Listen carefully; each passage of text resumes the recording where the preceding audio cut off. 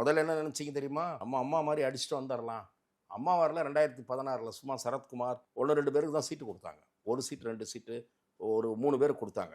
கொடுத்துட்டு மீதி எல்லா இடத்துலையும் ரெட்டலை. அவங்களும் ரெட்டலை, கூட்டணி வச்சவங்களும் ரெட்டலை. தமிழ்நாட்டில் எல்லா இடங்களிலும் ரெட்டலை என்று கொண்டு வந்து சாதனை படைத்தவர் செல்வி ஜெயலலிதா. அந்த சாதனையை திமுகவால் நினைத்து கூட பார்க்க முடியாது, நிகழ்த்த முடியாது. திமுக மட்டும் நான் புகழ்றேன் ஆதரிக்கிறேன்னு நினைக்காதீங்க.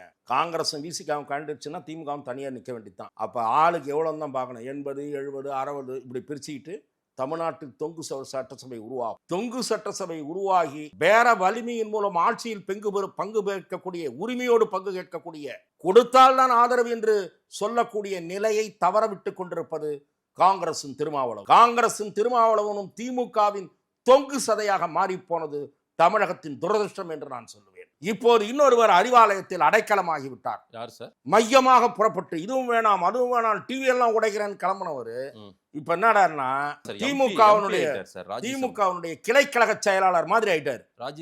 ராஜ்யசபா எம்பி தான். என்ன அவர் என்ன பண்ண முடியும்? நம்முடைய மாண்புமிகு தளபதி அவர்களே, மாண்புமிகு இளைய தளபதி அவர்களேன்னு பேசணும். இனிமே எந்த மீட்டிங்ல பேசினாலும் அப்படி இல்லைன்னா இறங்கி உட்காரியாண்டுவான் என்ன. ஆகவே அறிவாலய கொத்தடிமை வரிசையில் திரு கமலஹாசன் அவர்களும் இடம்பெற்றது துரதிருஷ்டவசமான நிகழ்வு.